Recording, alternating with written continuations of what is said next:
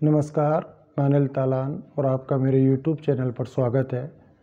मेरा आज का टॉपिक भी भारतीय साक्ष्य अधिनियम 1872 की धारा 3 के अंतर्गत साक्ष्य की परिभाषा से संबंधित है। भारतीय साक्ष्य अधिनियम 1872 का अध्याय 1, जिसमें कुल 4 धाराएं हैं, बट वर्तमान में अध्याय 1 में धारा 2, जिसे निरसन अधिनियम 1938 की धारा 2 तथा अनुसूची 3 द्वारा निरसित रिपील्ड कर दिया गया है। तो वर्तमान में भारतीय साक्ष्य अधिनियम में कुल 3 धाराएं हैं। धारा 3 निर्वचन खंड है, जिसमें इस अधिनियम के अंतर्गत आने वाले पदों और शब्दों को परिभाषित किया गया है। लेकिन आज का टॉपिक हमारा साक्ष्य की परिभाषा से संबंधित है। तो धारा 3 के अनुसार साक्ष्य शब्द से अभिप्रेत है और उसके अंतर्गत आते हैं फर्स्ट पॉइंट, वे सभी कथन अर्थात बयान जिनको जांचाधीन तथ्य के विषयों के संबंध में न्यायालय साक्षियों द्वारा किए जाने की अपने सामने अनुज्ञा देता है या अपेक्षा करता है, ऐसे कथन मौखिक साक्ष्य कहलाते हैं। सेकंड पॉइंट, न्यायालय के निरीक्षण हेतु पेश की गई सब दस्तावेजें जिनमें इलेक्ट्रॉनिक अभिलेख शामिल हैं, ऐसी दस्तावेजें दस्तावेजी साक्ष्य कहलाती हैं। ध्यान रहे, इंफॉर्मेशन टेक्नोलॉजी एक्ट 2000 द्वारा इलेक्ट्रॉनिक अभिलेख को दस्तावेजी साक्ष्य के रूप में प्रतिस्थापित किया गया है। अतः अब इलेक्ट्रॉनिक रिकॉर्ड को भी दस्तावेजी साक्ष्य माना जाएगा। अब हम डेफिनेशन ऑफ एविडेंस की व्याख्या करते हैं, इंग्लिश लॉ के परिप्रेक्ष्य में भी, इंडियन लॉ के परिप्रेक्ष्य में भी। तो उससे पहले लॉ ऑफ एविडेंस को समझना है। लॉ ऑफ एविडेंस को समझने के लिए सर्वप्रथम 2 शब्दों को समझना आवश्यक है। First law, second evidence. What is law? विधि क्या है?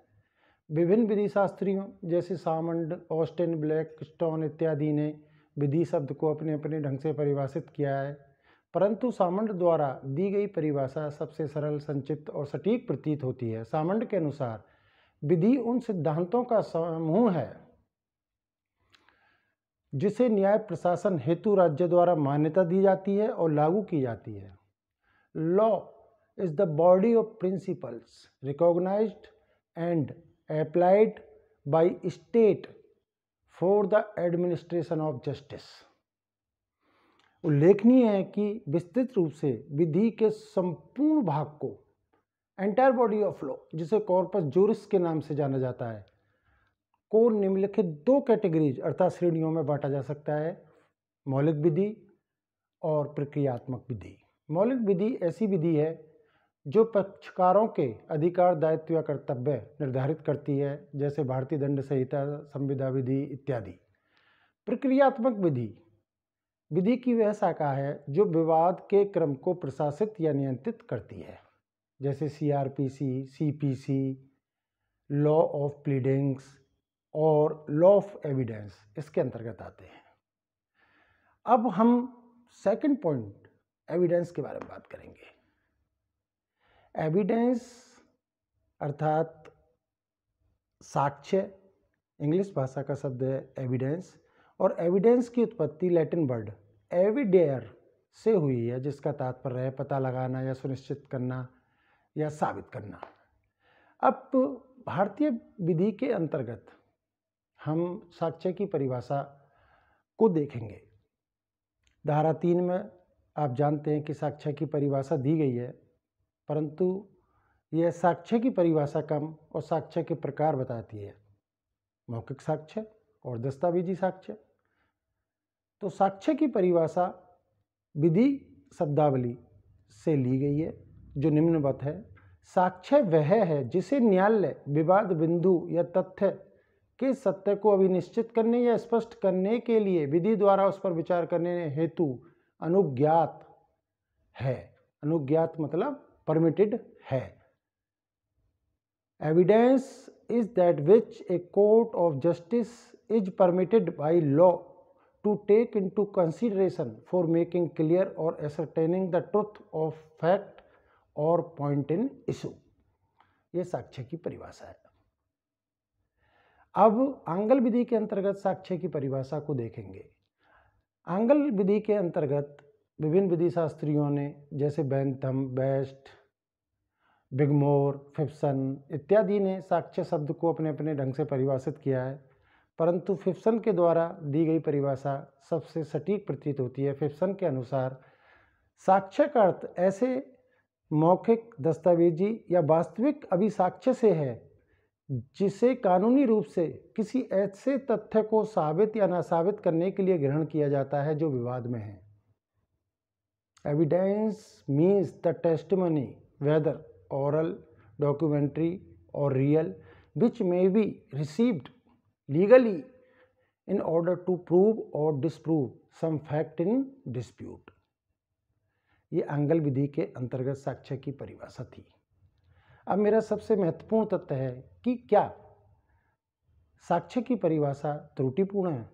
Is definition of evidence defective?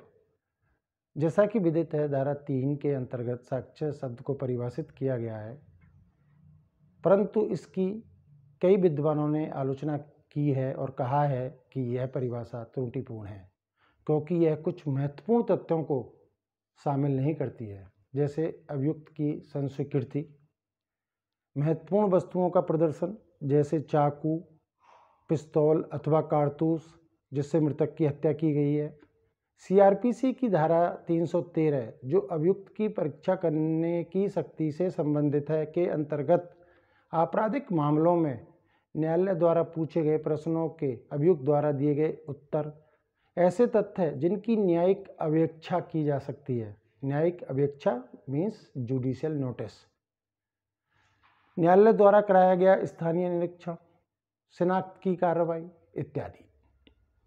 उपरोक्त से स्पष्ट होता है कि इन महत्वपूर्ण तथ्यों को धारा 3 साक्ष्य की परिभाषा में शामिल नहीं करती है, इसलिए साक्ष्य की परिभाषा त्रुटिपूर्ण है।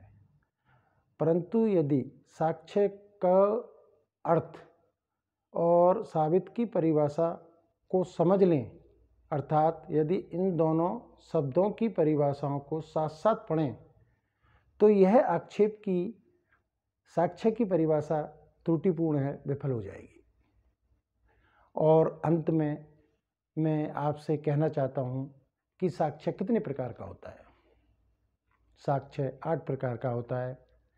प्रत्यक्ष साक्ष्य, परिस्थितिजन्य साक्ष्य, हियरसे एविडेंस अर्थात अनुश्रुत साक्ष्य, वास्तविक साक्ष्य, प्राथमिक साक्ष्य, द्वितीयक साक्ष्य, मौखिक साक्ष्य और दस्तावेजी साक्ष्य।